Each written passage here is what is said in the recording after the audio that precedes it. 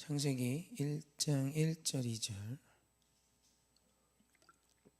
우리 함께 합독하십시다. 시작. 태초에 하나님이 천지를 창조하시니라.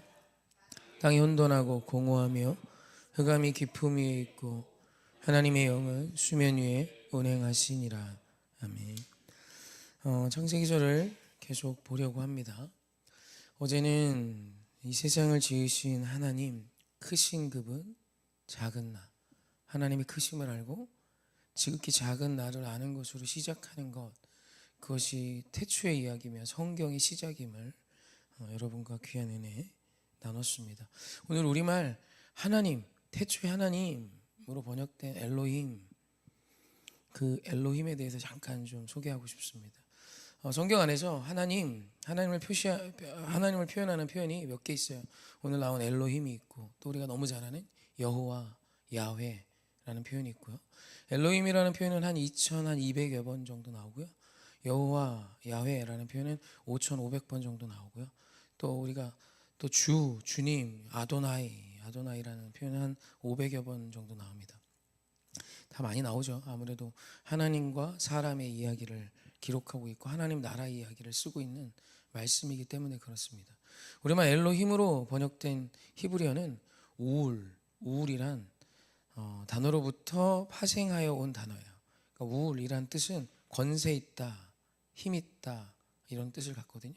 그것으로부터 파생되어 온 표현이어서 그 뜻이 권세 있으시고 힘 있고 뛰어나신 분이란 표현입니다. 근데 이 엘로힘이 우울에서부터 기인한 엘로힘은 사실 복수형이에요. 원래는 엘로아흐가 맞는데 엘로아흐를 쓰지 않고 엘로힘을 씁니다. 엘로힘을 썼다는 건 복수형을 쓰고 있어요.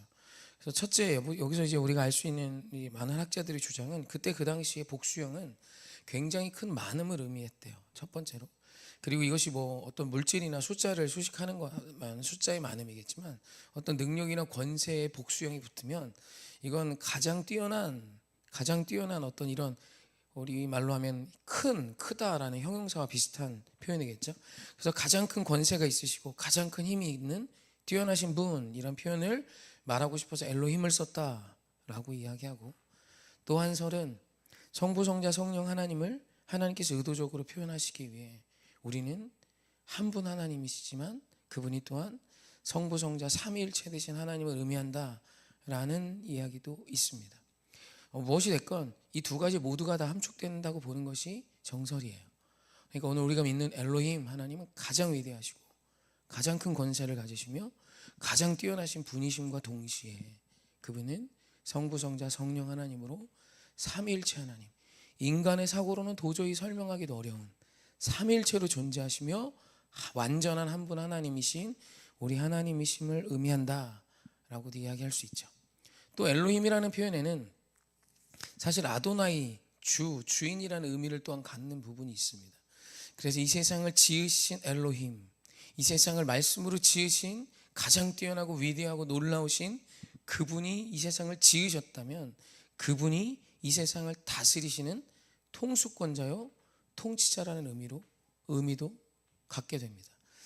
그렇다면 우리가 섬기는 하나님이 엘로힘이라면 우리는 지극히 작은 자고 그분의 손에서 지어져서 그분이 생기를 불어 흙으로 빚어 생기를 불어 그분의 형상을 따라 만들어 놓은 지극히 그분으로부터 기인하여 그분의 손끝에서 그분의 입김에서 존재하게 된 우리라면 오늘 우리가 엘로힘이신 그 하나님께 어떻게 태도를 보이며 살아야 할까요? 그렇죠. 언제나 성경은 우리에게 순종을 말씀하세요. 주님의 다스림, 주님의 통치 다 주의 것입니다. 나도 주의 것이에요. 그래서 우리는 우리의 시작을 의도한 적이 없어요. 여기 계신 어느 누구도 내가 이때 시작돼야지를 의도한 적이 없고 내가 이만큼을 살아야지를 의도하지도 못하고 의도한다고 되지도 않고 내가 이만큼 살다 가야지 나의 끝을 정할 수도 없어요. 왜요? 내 것이 아니기 때문입니다. 나는 내게 아니에요. 나의 소유권 또한 하나님께 있습니다. 놀라운 것은 그분께서 그럼에도 오늘 우리의 선택을 존중하신다는 거예요. 그건 그분께서 오늘 우리에게 주신 은혜요, 특권이지 오늘 우리가 본래 내가 하나님을 인정하고 내 인생을 내가 이렇게 계획하고 내가 이 시대에 태어나고 내가 이 시대에 죽는 것조차 아무것도 정할 수 없는 나를 존중해 주셨기 때문에 오늘 우리의 선택에 하나님이 호응해 주시고 우리의 간구 앞에 역사해 주시는 것이지, 실은 엘로힘이라는 그 이름 앞에 우리 모두는 순복하며 굴복해야만 합니다. 실례로 역사 속에 스스로를 엘로아흐라고 주장하는 자들이 있어요. 아까 단수형, 그죠? 우울에서 파생한 첫 번째 능력 있고 힘 있는 단수형의 엘로아흐라 그랬죠. 스스로를 엘로아흐, 심지어 엘로힘이라고 주장하게 돼요. 우리나라에도 스스로가 하나님이라고 말하는 사람이 꽤 계시대요. 100여 분 계셨고 지금도 계시고, 또 우리 모두는 사실 우리 인생에서 스스로 하나님처럼 살려고 하죠. 근데 그런 그들, 이 세상의 역사 속에 있었던 우리가 너무 잘 아는 느부갓네살 왕이라든지 다리오 왕이라든지 이름만 대도 아는 알렉산더 대왕, 모두 다 신적 존재였습니다. 그들 앞에 모든 국민은 순복했어요. 사실 그것이 인류의 역사입니다. 그러니까 그 이름 엘로힘이라는 그 이름을 따라했던 인간 앞에도 사실 인류는 순복하는 것이 원칙이었어요. 그런데 오늘 우리가 우리를 사람으로 인격으로 인정해 주시고 우리를 자녀 삼으신 그 엘로힘 하나님 앞에 순종하는 것이 너무도 어렵습니다. 여러분, 그래서 이것을 훈련하는 것이 믿음이에요. 하나님을 신뢰하시고 주의 거룩한 말씀, 나를 시작하시며 모든 것을 다스리시며, 지금도 어제도 제가 갯골 생태공원 한 바퀴 딱 돌고 왔는데 안 하고 너무 좋아요. 어제 밤에도 너무 좋아서 애들 끌고 가서 돌아왔는데 막 조명까지 비치니까 너무 예쁘더라고요. 좀 있으면 벚꽃잎 휘날리며, 그죠? 그런 날도 오겠죠. 그 모든 것들을 다 하나님이 우리에게 주신 좋은 것인데, 그 좋음은, 그 기쁨은 하나님의 말씀대로 살아가는 우리에게 주어지는 것임을 믿으셨으면 좋겠습니다. 그래서 엘로힘, 그 하나님께 순종, 순복하는 저와 여러분 되기를 주님의 이름으로 축원합니다. 그리고 오늘 우리 2절까지 봤습니다. 우리 2절 말씀 한번 같이 읽어볼까요? 함께 합독합시다. 시작. 땅이 혼돈하고 공허하며 흑암이 깊음 위에 있고 하나님의 영은 수면 위에 운행하시니라. 아멘. 우리말에는 나오지 않지만 태초에 하나님이 천지를 창조하시니라 다음 사이에 그리고라는 히브리어가 있습니다. 그리고 땅이 혼돈하고 공허하며 흑암이 깊음 위에 있고 하나님의 영은 수면 위에 운행하셨지라는 표현을 합니다. 여기서 그리고라는 것은, 이 그리고라는 이것 때문에 굉장히 많은 설들이 있습니다. 첫째는 루시퍼라는 이름 다 들어봤죠? 루시퍼, 그죠? 조금 이렇게 표현해 주시면 제가 너무 편할 것 같아요. 루시퍼, 루시퍼. 사단의 대표적인 명사죠, 대명사, 그죠? 근데 루시퍼란 이름은 저희가 갖고 있는 정경 66권에 나오지 않아요. 천주교가 보고 있는 성경에는 사실 없습니다. 외경에 나오는 표현이에요, 루시퍼라고. 사실 외경은 우리가 그걸 정경으로 인정하지 않아요. 그런 것들이 있음을 우리가 수용하고 외경에 대한 부분들을 어느 정도 참고하지만 그것을 하나님이 내게 주신 말씀으로 사실 인정하지 않습니다. 그래서 루시퍼라는 이 표현은 예전에 그 시인 이름을 까먹었는데, 그 시인이 루시퍼라는 그 이름을 외경에서 보고 그 루시퍼가 천사장이었고 그가 노래하다 스스로가 하나님이 되기 위해 높아졌지라는 표현을 했는데, 사실 그 표현으로부터 지금 우리가 아는 한국교회의 어떤 루시퍼라는 이 사단의 왕초 이런 개념이 왔어요. 그러니까 사실 성경과 별 상관이 없는 겁니다. 그냥 그렇게 알고 계셔도 상관은 없는데 그건 정설이 아니에요. 어찌됐건 그래서 이제 사단, 이제 하나님의 말씀에 대적하는 세력이 있잖아요. 근데 성경은 명확하게 이야기하면 사단도 하나님의 다스림 아래에 있어요. 그 사실을 믿고 승리하십시오. 할렐루야. 어찌됐건 이 사단이라는 세력이 하나님이 1차 창조 1장 1절 이전에 하나님 영적인 세계를 지으셨다라고 주장하는 사람들이 있습니다. 그리고 하나님이 태초에 하나님이 천지를 창조하셨지, 그리고 그 영적인 질서 앞에 사단 루시퍼라는 개가 하나님께 덤비고 막 이래서 땅이 이렇게 됐어, 혼돈하고 공허하고 흑암이 있게 됐지, 이런 표현을 합니다.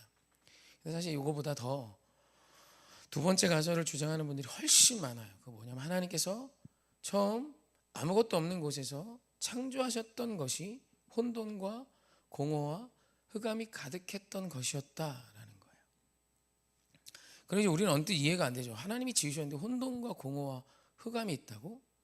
그러니까 하나님의 다스림 이전의 상태, 주님이 이 세상에 지어 놓으시기 이전 주님이 그 땅에 질서도 아직 부여하지 않으셨고 주의 말씀도 선포되기 이전 하나님께서 그저 이 세상을 지으셨던 상태는 2절의 모습이었지라고 주장하는 것이 훨씬 더 근거 있고 더 많은 학자들이 주장하는 내용입니다.